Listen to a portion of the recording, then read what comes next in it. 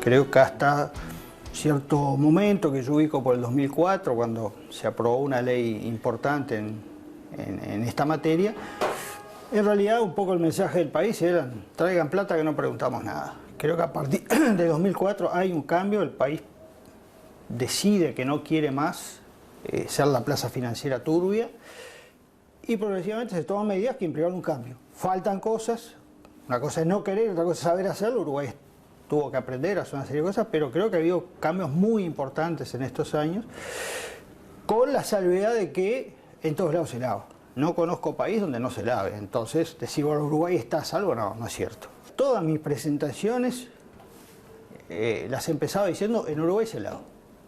¿Por qué? Porque había que asumir. O sea, el mundo tenía una muy mala imagen de Uruguay. Uruguay tenía que reconocer que tenía un problema y que iba a hacer lo posible para mejorar la situación.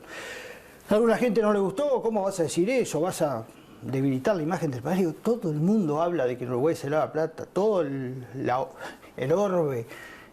Lo que hice fue, bueno, en las siguientes presentaciones decía: en Uruguay, como en todo el mundo, se lava dinero, pero no podíamos negarlo. Y creo que ese cambio fue muy importante para que Uruguay justamente fuera reconocido de otra manera. Creo que en ese sentido la comunidad internacional, a través de los organismos, ha reconocido un cambio en Uruguay, y eso se reflejó en la evaluación del 2009, que fue buena o muy buena, comparada con el 2005-2006, que ha sido muy mala, con razón había sido mala. 2009 fue muy buena. Y la actual en curso, en una serie de planos, está claro que países que antes nos pegaban muy duro, hoy están diciendo: también Uruguay tiene que mejorar, tiene esta debilidad, pero Uruguay ha cambiado. Eso creo que ha logrado convencer al mundo de que hay un cambio en ese sentido. Con esa salvedad, ¿se sigue lavando? Yo creo que se sigue lavando, pero mucho menos que antes, y no con la voluntad de los principales actores, sobre todo los actores políticos. Le arman sociedades en una islita por allá, que compra una propiedad acá, que la hipoteca con otra sociedad que está en otra islita. Entonces, que vos vas a tener que mostrar que la propiedad es de ellos, pero además que el acreedor hipotecario también son ellos. Es mucho más difícil. Yo siempre digo, si una organización arma un buen esquema lavado, es difícil encontrarlo. Lo que pasa es que ahí siempre está el error y sobre todo está la avaricia y la sensación de impunidad. Los tipos se endulzan y el dulce pica los dientes. Teníamos el delito, todo el mundo sabía que en Uruguay se lavaba plata, todos lo sabíamos, y no había nadie preso. En esos años hubo para mí una actuación muy buena de la Dirección de Drogas, que implicó desarticular una serie de organizaciones. Campanita fue el caso más claro.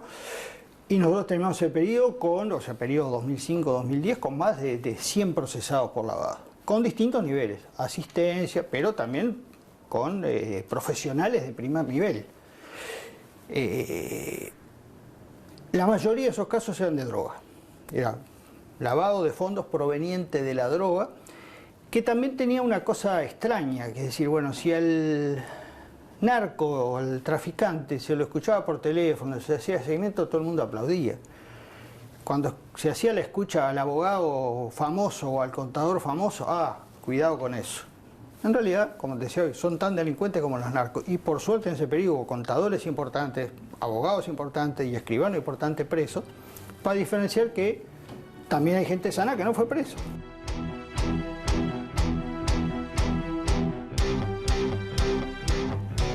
Ahí teníamos a Gil Barne de la JUTEP, pero que supo trabajar al frente de los organismos antilavado. Quiero tirarles dos temas. Uno, el que te planteaba de que mucha gente dice, bueno, si bien quienes más pecan, como Estados Unidos, como las potencias centrales, son quienes han ido marcando el rumbo y nos han puesto en listas negras, listas grises, te marcan la cancha, ¿no?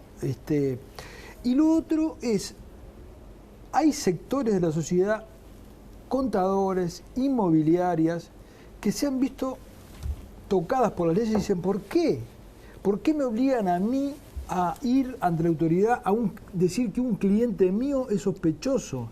Cuando deberían ser las autoridades y sobre todo el sistema financiero, por donde casi siempre tienen que pasar los dineros, casi siempre, los que deberían estar por las leyes obligados. Quería tirarle esos dos temas. A ver, respecto al segundo, sí. El sistema financiero está obligado y los sistemas no financieros, llaman profesionales no financieros también están obligados. ¿Y por qué es eso? Porque muchas veces el profesional no financiero puede llegar a tener conocimiento de ciertas transacciones y de cierta licitud o ilicitud que el banco no la tiene, porque quien le provee muchas veces el dato de quién es el cliente, quién es el beneficiario final, quién está detrás de una estructura jurídica, puede llegar a ser directamente el abogado, el contador, el escribano o eventualmente el inmobiliario. El mundo va hacia eso porque está tratando de generar mayores integraciones. También es cierto que el Estado en esto no puede quedarse atrás. Es decir, el Estado tiene una serie de controles que, por ejemplo, un caso famoso judicial, en donde la justicia concretamente dijo no voy a procesar a un profesional porque resulta ser que a la persona esa que venía de México, quien le otorgó digamos, la residencia, quien hizo los chequeos, fue la propia Ministerio del Interior y resulta ser que no lo vio. ¿Qué se le puede pedir a este escribano?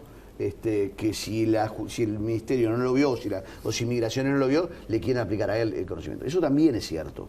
Hay como una especie de... Yo creo que acá hay dos temas. Es la responsabilidad administrativa y la responsabilidad penal. La responsabilidad penal, yo no le puedo pedir a ningún privado más de lo que el Estado da y de lo que el Estado está dispuesto a hacer. Cuando uno ve que eventualmente a un avión que va al exterior solo lo controlan parcialmente unos y otros y no lo controla todo el Estado, uno dice, espera, ¿dónde está la responsabilidad principal? Yo creo que acá hay una responsabilidad política. Yo estoy de acuerdo con muchas cosas que decía Ricardo Gil, una persona que trabajó muchísimo en Uruguay, pero también es cierto que últimamente, en los últimos años, ha habido una especie de, quiero utilizar la palabra correcta, pero ablandamiento de ciertos controles. ¿En los últimos tiempos? ¿Por qué pasa esto? Porque yo creo que, como dijimos, tenemos muchas leyes, el Banco Central está trabajando muy bien, la CENACLAF está trabajando muy bien, pero resulta ser que y esto no quiero, por favor, catalogar a las personas que están detrás de esto, pero en la aduana tenemos un problema, en la policía aérea tenemos un problema, en el puerto tenemos un problema. ¿Y ese dinero de esas transacciones en algún lugar no va a parar? Es decir, yo creo que en los últimos años hemos quedado quizá cómodos con los procesos legislativos, y en la evaluación que estaba diciendo Ricardo que vamos a tener sobre fin de año ahora, este año, se va a marcar, yo lo adelantaba, Andrés estaba cuando lo adelantaba lo que va a ser el resultado probable de esa evaluación al Uruguay, se va a decir que uno de los problemas que tenemos en Uruguay es la efectividad en ciertos controles. Quiere decir que el próximo gobierno va a tener que tomar cartas en el asunto y en vez de lo que mucha gente dice, no, cuando cambien las autoridades probablemente todos los controles que me hacen a mí para meter plata en el banco van a cambiar. Yo tengo una noticia para el televidente, no va a cambiar. En todo caso se van a hacer más duros. En todo caso se van a hacer más duros. ¿Vos tenés clientes que tuvieron problemas? Te quiero introducir algunas polémicas. A ver. Porque creo que acá a veces damos cosas por obvias que no son obvias. No nosotros, en general. Sí. Y esto del lavado está instalado como una cosa terrible. Yo te digo, te pregunto a vos sos un tipo con sentido común y por lo general el uruguayo medio se identifica. El delito de homicidio, ¿qué protege? Me vas a decir rápidamente la vida. El delito de hurto, ¿qué protege? La propiedad. Y yo te digo, ¿qué protege el lavado? El lavado en sí mismo, nada. Bueno. Entonces, bueno. Lo que está atrás, en todo caso. Bueno, pero ahí tenemos un tema, porque a mí me parece que muchas veces, a nivel sobre todo social y lo que tiene que ver con el ciudadano medio, que se ve muy distante de estas cosas, tiene que entender que no está tan lejos. ¿Y por qué digo esto? Porque, a ver, Andrés, si vos lavás, por algo lavás. Pero, ¿qué es lavar? Ahí es donde me parece que tenemos que entrar en el detalle. Porque, primero, si yo te pregunto, ¿qué protege el lavado? Y vos tenés que pensar dos veces, ya esto es problemático. Cuando uno legisla delitos, tiene que ser bien claro de lo que protege. Se habla de que protege la macroeconomía o que protege el normal desarrollo económico de los países.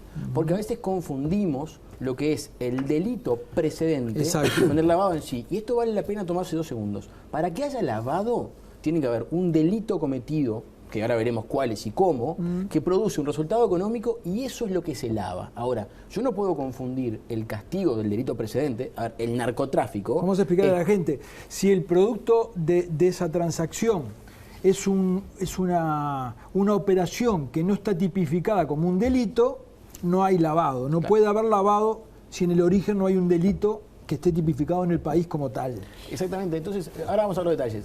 En suma, si yo tengo un precedente, que esto empieza con el narcotráfico y todo el mundo lo asocia al narcotráfico, pero está evolucionado. Lo que era narcotráfico ahora es todo prácticamente. Entonces, yo el narcotráfico lo castigo por narcotráfico en sí. Ya tiene un castigo penal el narcotráfico. Entonces, cuando yo voy a castigar al narcotraficante que se gasta la plata, muchos han dicho que estás castigando básicamente el resultado obvio de cualquier delito, que es básicamente gastarse lo que generé, porque para eso lo hice. Entonces, yo quiero introducir 2 o 3 polémicas importantes, que me parece que son las que hacen que la comunidad internacional tenga este interés tan particular por cuestiones de lavado.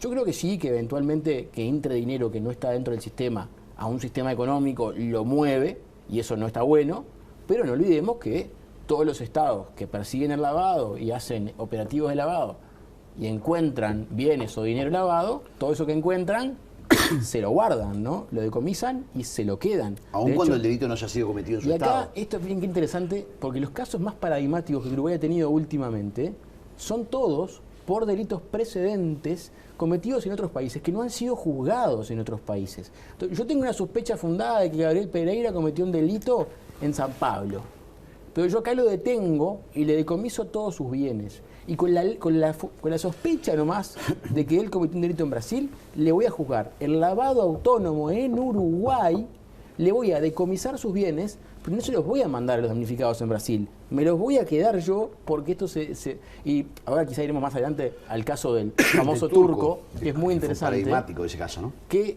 se produce un delito multinacional, pues un delito de Internet. Parte muy pequeña del producido del delito se envía a Uruguay. El turco, que en Uruguay es detenido por lavado, arregla con dinero en Uruguay, lo cual veremos si está bien o está mal, tiene su discusión, pero será juzgado en Turquía, donde corresponda, por el delito de fondo. Entonces, hoy no solamente lavar es delito, asistir a lavar es delito, receptar cosas lavadas es delito, o sea, hay una cadena muy larga, y yo creo que el ciudadano medio uruguayo está mucho más cerca de intervenir en la cadena de lavado de lo que piensa. Y con respecto a los operadores, yo hace 1 semana o 2 estuve en Punta del Este reunido con la Cámara Inmobiliaria Maldonado Punta del Este. Yo, la verdad, en un país en el cual, para detectar una operación de lavado como la del turco, se tuvo que sacar un video viral de una Ferrari Spider en Malvin Norte para que nos diéramos cuenta que teníamos un lío, pero sin embargo veo que quizá el Estado va con antorchas y tridentes a buscar a los escribanos y a los operadores inmobiliarios a pedirles que hagan de Elliot Ness sobre operaciones en las que el propio Estado no interviene así. Y te traigo de vuelta a colación el caso que decía él del narco mexicano, en el que me tocó intervenir. La operación por la cual se produce o se pretende castigar el lavado de esta persona mexicana es la compra de un inmueble que tiene el pago y digamos, la venta hecha por una transferencia bancaria de Banco de Nueva York a Banco de Nueva York. De banco a banco. No, Banco de Nueva sí, York, sí. no de Trinidad y Tobago. Banco de Nueva York a Banco de Nueva York. ¿Qué le vamos a pedir al operador inmobiliario del escribano uruguayo que el propio Banco de Nueva York no logró ver? ¿Diego? A ver, varias cosas. Yo estoy de acuerdo que digamos, el delito, esto se combate por muchas razones. Una es la económica. Vos decías, ahí en el tape se decía la compra de facturas. Hoy hay un caso en DGI muy grande de compra de facturas, que son aproximadamente $100 millones de impuestos no pagados. ¿Qué es lo que yo estoy buscando si combato eso como lavado? Y que el comerciante que hace correctamente las cosas pueda competir contigo, que generas a través de boletas falsas, generas IVA y por tanto pagas menos impuestos, pagas IVA y renta. Entonces lo que estoy tratando de decir es que yo que vendemos vasos los dos, yo los vendo de una forma sin alterar lo que es el ciclo de facturación, tú lo haces alterando, seguramente a otro, los márgenes de rentabilidad tuyos son mucho mayores que los míos. Lo que estoy tratando de hacer es matar ese tipo de cosas. Pero también hay un tema de administración de justicia, que es un poco lo que decía hoy Andrés. Lo del turco, mucha gente se indignó y decía, pero quiere decir que si pagás no vas preso. Pero la realidad es que el individuo no cometió el delito acá, porque uno de los temas de este delito es que es esencialmente transnacional. Claro. Es difícil que yo lave dinero acá y todo lo haga. Muchas veces hay conexión. Alguien cree que en estos casos de narcotráfico la droga vino a Bolivia y fue para otro lado y probablemente esto simplemente ha sido un tránsito, pero algo quedó. ¿Qué quiero decir con esto? Que hay que entender muy bien que esto es muy complejo. Es cierto que el sector privado se ha quejado muchísimo de la cantidad de controles que han habido. Hay veces que uno puede decir, bueno, haría falta más sentido común en algunas cosas en los controles. Todo es posible. También es cierto que en muchos de estos casos los sectores no financieros han sido partícipes.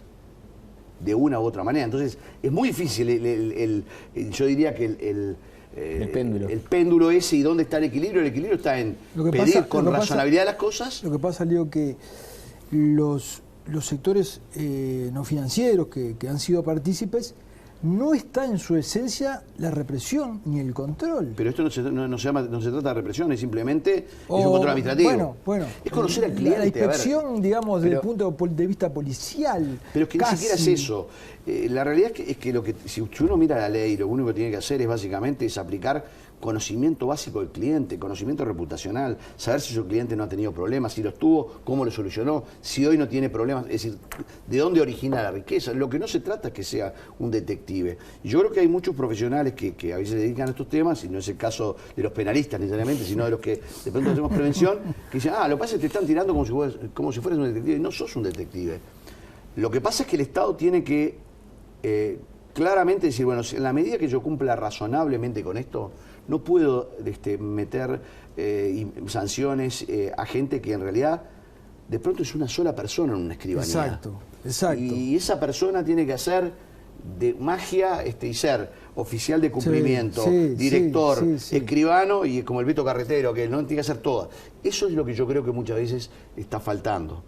Pero no nos olvidemos que el tema de los profesionales no financieros en todas partes ha llegado. Hoy por hoy una de las debilidades más grandes que tiene Estados Unidos son los controles en estos sectores, aunque te parezca mentira. Cuando se vino la ley de beneficiario final, que es quién es la persona física que está detrás de todas las estructuras jurídicas, se cortaron un montón de cosas que se hacían mal en Uruguay. Vos fíjate una cosa, Gabriel, 70.000 sociedades quedaron sin actividad después de los cambios. ¿Qué te estoy diciendo con esto? ¿Qué estaban haciendo? Probablemente nada malo, bueno, sí, pero tampoco nadie sabe. O sea, cuando tú dices que 70.000 sociedades es un número demasiado fuerte. Demasiado. Es decir, quiere decir que esto es un cambio de paradigma. Y te voy a agregar una cosa más. No solo estamos combatiendo, cuando digo solo, la ley, no yo, pero digo, no solo se está combatiendo el narcotráfico, se está combatiendo el delito fiscal, la defraudación tributaria. Esta es la nueva vedette desde el 2016 en adelante.